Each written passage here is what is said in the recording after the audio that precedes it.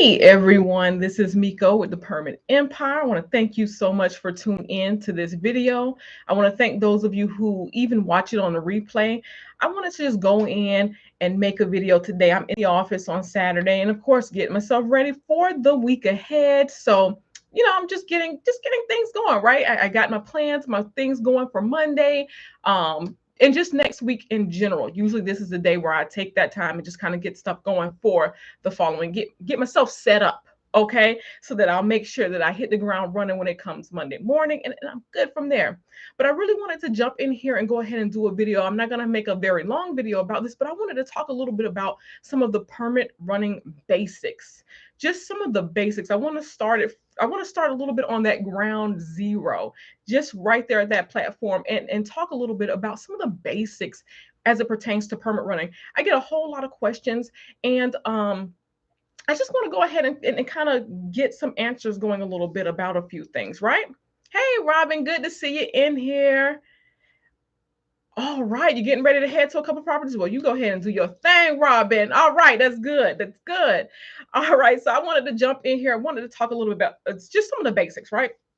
So, as you know, with permit running, a lot of the times what we're looking for is, we're looking to get a client who is somehow connected in that construction industry. We're usually looking for a contractor, servicemen, basically that's electricians, plumbers, that kind of thing. We're usually looking for those type of clients. We're also looking at homeowners as well. Homeowners make good clients when it comes to permit running the service itself. So we're usually looking for homeowners, contractors, property managers, project managers, those who are truly connected right there in the construction industry. Those are usually the people that we're looking for to do services with.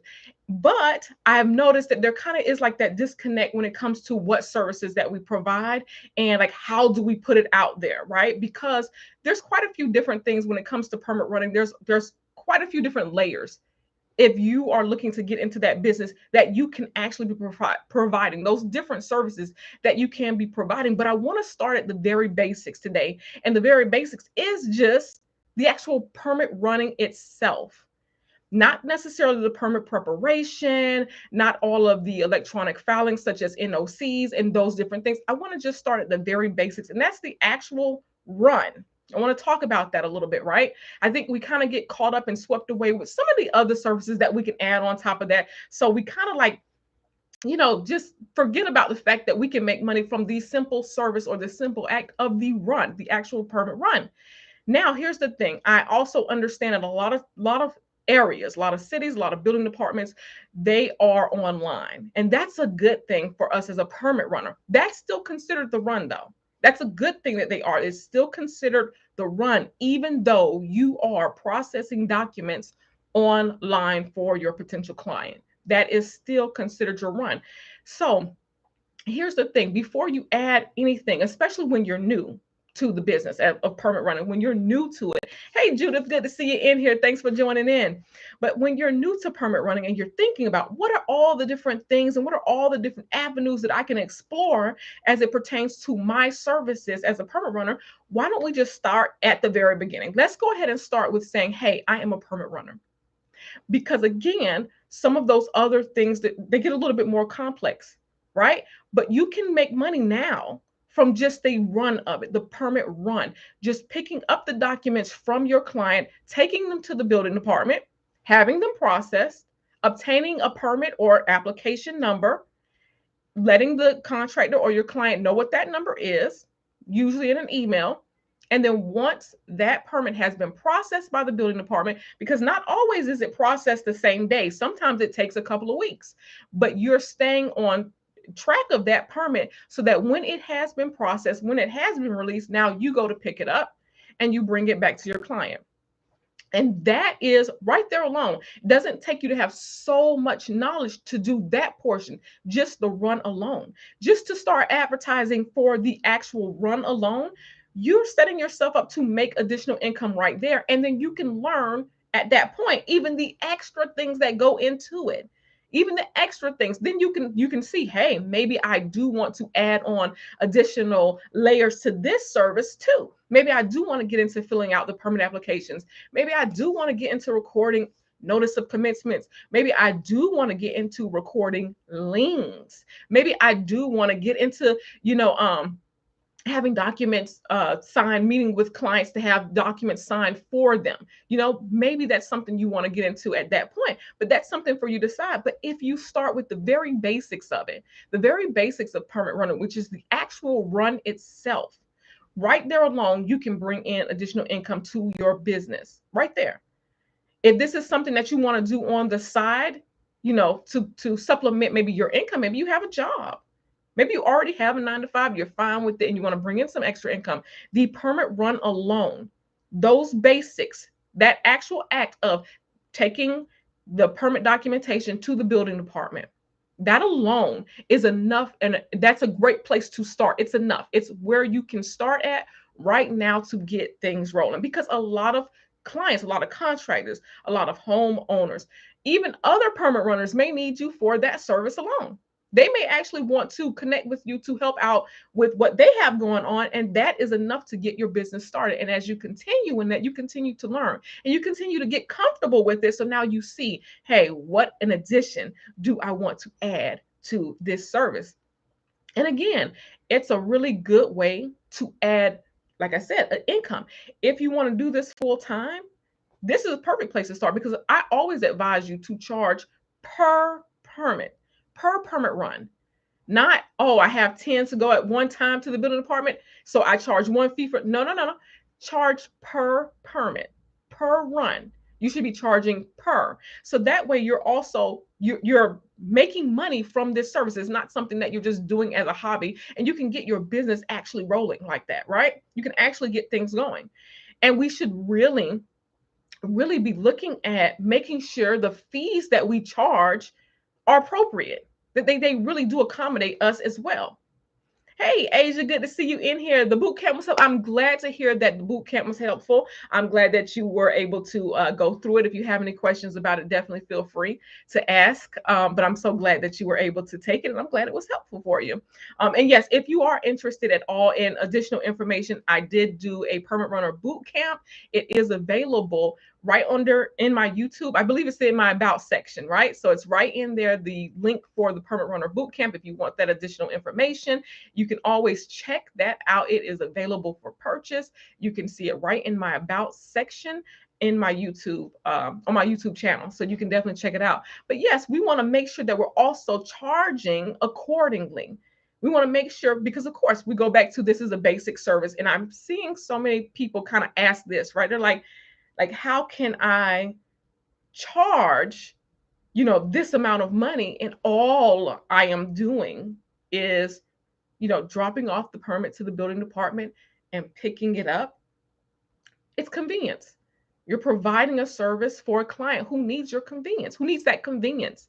They don't want to do it. They don't have the time to do it, so they need someone to do it. So you want to make sure that, yes, even though I'm starting at the very basics, and the very basics is me, delivering these documents to the building department for processing, you want to make sure that you're being paid accordingly.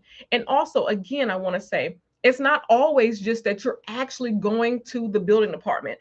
Right now, a lot of my permits that I'm doing, they are not in person. I am not actually leaving to go and get in my car and drop the permit off to the building department. Most of them now really have turned into an online situation. Most of my permits, I'm processing them online. I'm uploading the PDF document into the portal or the email or however that certain building department requires it, but I'm uploading it and I'm sending it off. And at that time, they're giving me a permit number or an application number. And that is what I'm referring back to, or giving back to my client to say, hey, your permit was submitted and this is the information. And in fact, in a lot of cases, when you're doing it online, you're doing that online submission, the building department is also sending notification to your client or the contractor. They're letting them know that, hey, this permit was submitted for this address and this type of project. A lot of them are already doing that. And that's also helpful, beneficial for you as well. Yes, Robin, thank you so much. Yes, Robin, you took the boot camp too. Thank you. But yes, it's also beneficial for you as well. I had a permit last week. I had a couple problem permits, right? I've had a couple problem permits just recently, and it seems like everything was kind of like, if it wasn't one thing, it was another. But it was so great because with the communication, it wasn't necessarily just me having to constantly reach out to my client. The building department was sending us both. They would, email us both to say, hey, now we need this, or hey, the payment is due. And my client was able to make the payment right from that email. Or they were able to say, oh, you need my updated insurance information. And they were just, hey, they were making sure that they also were getting on top of that, because that, of course, is their responsibility to make those payments on those permits and to make sure that their insurance is up to date, right? So it makes it really easier for us too when it's online. And yes, the building department is now emailing us and emailing that client. But we have to, again, just because it's online doesn't mean that you shouldn't be paid or compensated fairly for it. I really do not want to see anyone charging like $50 for permit running services. You are doing yourself a disservice if you are doing that. If you're trying to make some additional income, if you're trying to get into the business of this and you're charging those very low fees for that, even though it's the basic service, even though it's basic, yes, I get it, it's basic. I'm just uploading the documents to, the building department system, and I'm sending them off. I'm submitting them. Even though, yes, I'm just dropping it off to the building department and they're processing it, that doesn't, no $50, okay?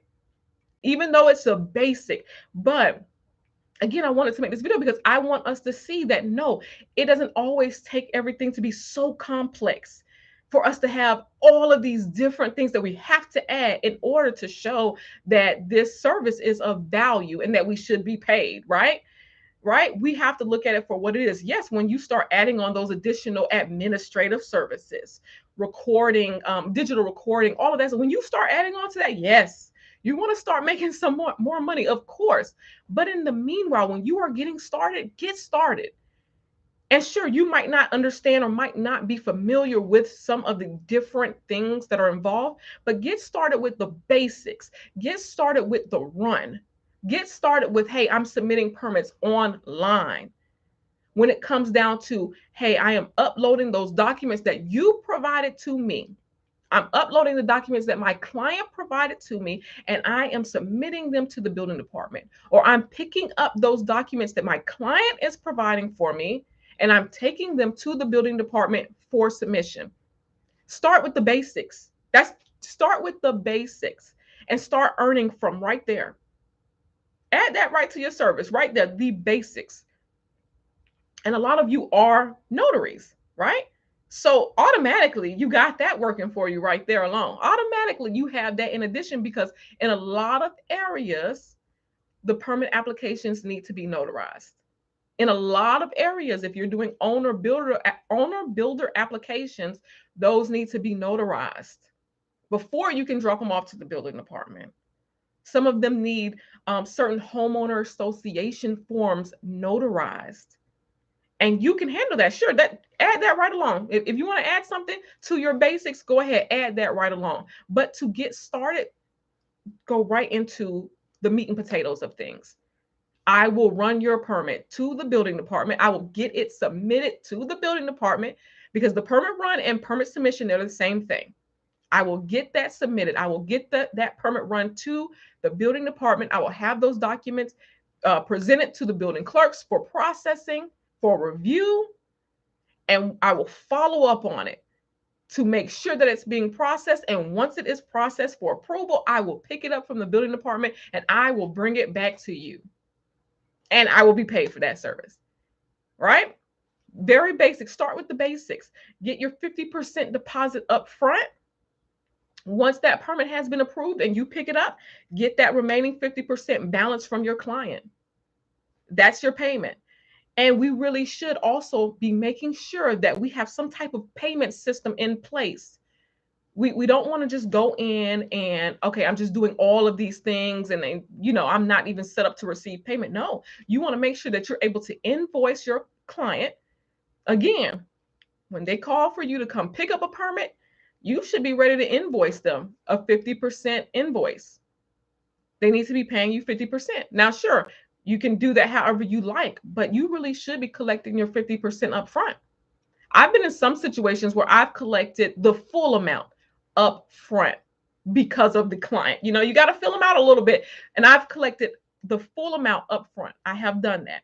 But for the most part, I make it a habit of trying to get the 50% deposit up front for those services that I am rendering right now. I'm not waiting 30 to 45 days for payment. You get paid up front. And then on the back end, once that permit is approved, you get that remaining 50%. And that's the way it works. Those are the basics. Those are the very basics. Now, sure, again, I'm gonna go back to that boot camp really quick. In the boot camp, yes, I do talk about the permit application and filling it out, those different things. I talk about that in that boot camp. So again, if you want more information about that, absolutely feel free. Check it out. It's in my about section on YouTube, on my YouTube channel. But truthfully, you can start at the very, very basics. You do not have to overcomplicate this at all. If you are not ready to go to a point of saying, well, you know what, I'm going to, electronically record some of these documents. I am going to meet with your clients and explain the permit application process. If you are not comfortable with that right now, and you might not be because let's say you're new. Let's say this is something that you're doing and you're new to it, right? It's okay. Right now, you can do the permit run. And in a lot of cases, there's not a whole explanation that you need to give to anyone about being a new permit runner. If you would like to, sure, by all means, let them know. I won't hide any of that. But again, you need to go, of course, and get familiar with the local building department so that at least you can say, hey, I'm familiar with the building department. At least you have that down, right? But start at the very basics with your service. If you're uncomfortable, like I said, again, with certain areas of permit running, no need to rush into that. You got some time. No need to rush into that. Just go ahead and get the basics started. Get those, hey, let's hit the ground floor of it. And then we can build from there. We can go from there. LaQuisia, hey, LaQuisia, how you doing? And you're asking, how do I accept payments? You just got something from Square to allow them to pay by card, but they take a portion of the payments.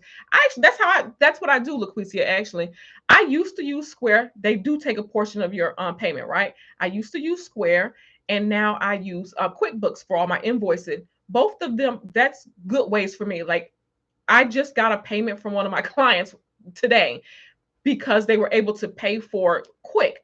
Now, here's what I do. I don't actually charge like a fee, but I just make sure that what I'm charging, and that's why I always say, make sure what you're charging, like make sure you're charging adequately for your service. I don't usually come back and say, hey, there's a 3% convenience fee or anything like that. Now, I know they're going to take their little money out, right? Square and QuickBooks, I know they will take their money out, but make sure that the fee you're charging, make sure you have enough that you're covering that you don't even have to go back and be like, well, 3%. No, make sure that you're covering that, because that it's a good way to accept payments. Because like I said, I just got a payment today from one of my clients. He has been insanely busy on the job site. He actually works like on the jobs. He's working on the job. So it's not always convenient for me to meet up with him after I've given him a permit. I usually just drop his permit off to him. Like once I get it, I just drop it off in his mailbox, and then he'll pay me later. But I understand he's really busy, and so he's on the job sites physically working, and it's not always convenient for him to stop and give me a check. So like today, I just got the payment in from a permit that I just dropped off to him or whatever. So no, it's Square's good. Square is a good way to accept payments. Just make sure the fee that you're charging, like make sure it's enough to cover that, because LaQuisia, they're definitely going to get their cut of it. So make sure you're charging enough that you're covering that. And if you do want to charge convenience fee, because I know a lot of people do, that's fine. But I usually just like to go ahead and just get enough, like make enough money on the run that it's covering even that little bit that I'm losing from the processing service, because it's really helpful to have that, because again, they're making those payments. Your clients, a lot of times, especially in construction, they start early and they finish late. So if they're unavailable to meet you, or let's say you don't even have the time to come back and meet them at 8 o'clock, let them pay you with the card, and that's good to get that out of the way. right? Just let them go ahead and pay you with the card. Just make sure you got enough money in there for yourself, right? That you can lose that certain percentage. Make sure you got enough money in there for yourself, right? Because that's exactly what I do. Initially, when I first started, I was like, hey, accepting cash and checks. Make it easy for yourself. Go ahead, set that up, and just make sure that your rates are really, covering even those fees. And again, like I see a lot of people like starting off, you kind of lowball because you're looking at it like, oh, I'm just dropping off a permit. Let's pick it. Don't lowball yourself, because even situations like that, you have to cover the cost of your payment processing. You have to cover the cost of that too. So you don't want to come in and lowball yourself, even though you're starting with the very basics. You're starting with the very basics, right? You don't want to, cut out your profits though. You want to make sure that you're charging adequately. You want to make sure that you're charging enough, because you want to be in business. That's how I see it. I want to stay in business. I want to be in business. And that's how it is. And again, do not get yourself so caught up in, I have to add on all these additional things to make this work, to actually say to a customer, this is why I'm charging this amount, because I do all of this stuff. You don't even have to get yourself into that. Don't even go that route. No, this is what it costs. I have a new client, right? We were kind of going over some things, and the amount that I said, and the office manager actually went back over it with me. Okay, so you're charging this amount, and then so this is what you're going to do. Like, she's like, explain to me the process. Like, explain to me what you're going to do. And she kind of came off a little bit like rough, right? Just a little bit, no big deal. But she came off like, okay, so what do you do? And I'm telling her, she's like, okay, so I have the two, like, she's like, okay, I have the two ready. And, don't get in your own head about those fees. Don't get in your own head. Don't start discounting your services just because you're looking at it like, yes, I'm starting from the ground, like the basics. Don't start discounting your services though, because it's needed. It's completely needed. And I try not to even allow like the tone, like people's tone, or that look they might give you to, make me say, okay, listen, let me drop my rates. No, I don't do all of that. This is the rate. This is what you get for that rate. And that's it. And I understand if it might be out of your, out of your budget. I understand. But for the most part, no, the clients that are meant for me are meant for me, and I have enough. So I know that you can have enough too, even when it comes down to just a basic permit run. Do not shortchange yourself. Hey, Robin. Okay, Robin said she ran across someone that said the permit runners charge too much here in Prince George County. And I've heard that too. Like, even in my own area, yeah, I've heard that absolutely too. But here's the thing, because I will say, right, I know that I don't charge as much as some people charge. I do know that. I don't charge as much. And I know I get the question about, like, people are asking, like, as though I do charge a lot. And I'm saying this from a consultation standpoint. When I'm having a consultation with someone and I'm telling them kind of like, this is what you should charge. And they're like, oh, that's a lot. Like, oh, you sure I could do that? I'm advising you from a standpoint of someone who does not charge a whole lot as it pertains to certain perma runners. I don't. Now, no, I'm not the cheapest or the most inexpensive. I'm not, but I'm not the most priciest either, right? There are some people who just charge more than me, and that's okay. That's what they need. But it's the same thing here too. Like me advising you right now, don't shortchange yourself though. Okay. You're saying, how can we find out what others are charging in our specific area? You know what? Here's the thing. There's a couple different things you can do. Because I know and I understand a lot of people are not going to tell you their rates. They're just not, right?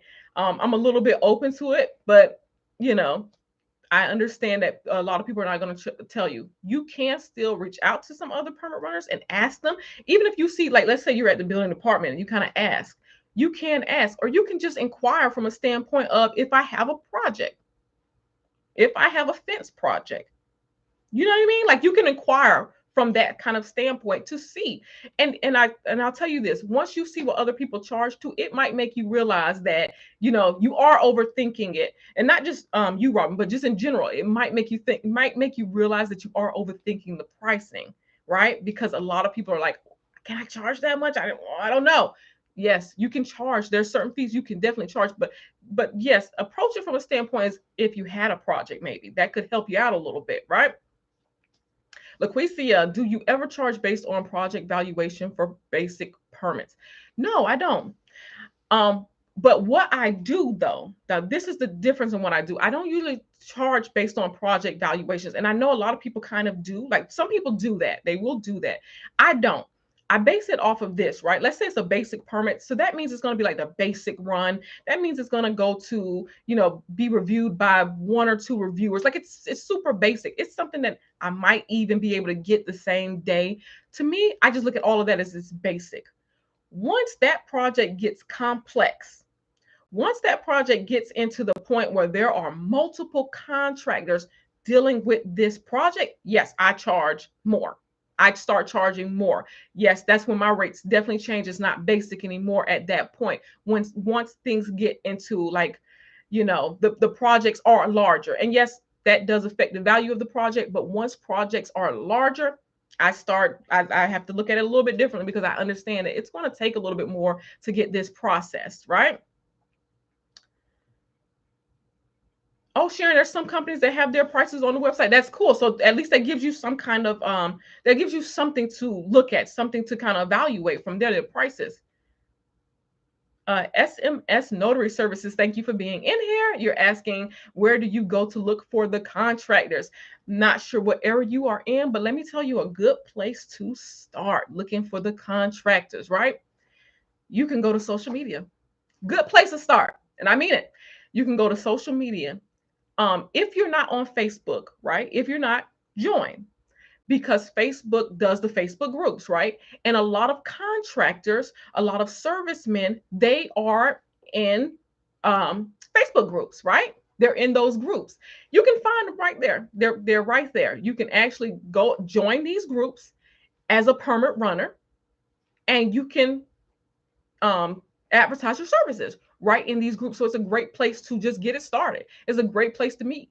Now, a lot of contractors, like local contractors, their actual location, they're probably in some of the industrial parks in your area. So even if you wanted to go knock on some doors, you could do that too. Now, I always advise to go to social media first. Oh, you're in Texas. Girl. Oh, I was saying, girl, I don't know. I'm sorry. Let me take that back. SMS Notary Services. There's a lot of contractors in Texas. I don't even know what part of Texas you're in. Does it really matter? Because Texas has so much going on with construction. You could probably pull up to a job site and be able to talk to someone, right? San Antonio, Texas. Okay, you could just go onto Facebook and go to look for the group. I think it's Contractors of San Antonio or Contractors of your county. Look for that and join the group. Go ahead and set up like a business page, join a group, and list your services right in that group. Like introduce yourself. Say, hey, I am SMS Notary Services. I also provide, permit running services in this area, and I am available to assist you. Go on and meet some. That's a good way to start. I met one of my clients that way. He is one of my first clients, and he is still my client years later. It's a great way to initially meet with contractors right there. Networking sessions, great way to meet with contractors. There's definitely a bunch of different ways, but in Texas, with all of that stuff you guys got going on in Texas, oh, absolutely. Go onto that Facebook group and introduce yourself. Let them know that you are here for permit running services. You're available. You're a notary. You can help them out.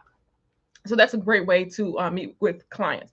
But yes, so definitely, I just wanted to jump in here because I see I'm getting close to that half an hour, that 30 minutes, and I don't want to keep you all too long, but definitely start somewhere and start at the very basics, right? Start at the very basics. Just the fact that you are offering the permit running service, the actual permit running service, just that part alone, you can make income from that. You don't even have to get into too many details, like, because a lot of times we're looking for all those additional things to add on to it. You don't even have to do that up front. You can start at the very basics because someone needs that service. I really mean that. Someone needs that service. Yes, Robin. Whenever I see a crew working on properties, I always ask where the foreman or general contractor is on. Yes, that's it, Robin. That's exactly what it is.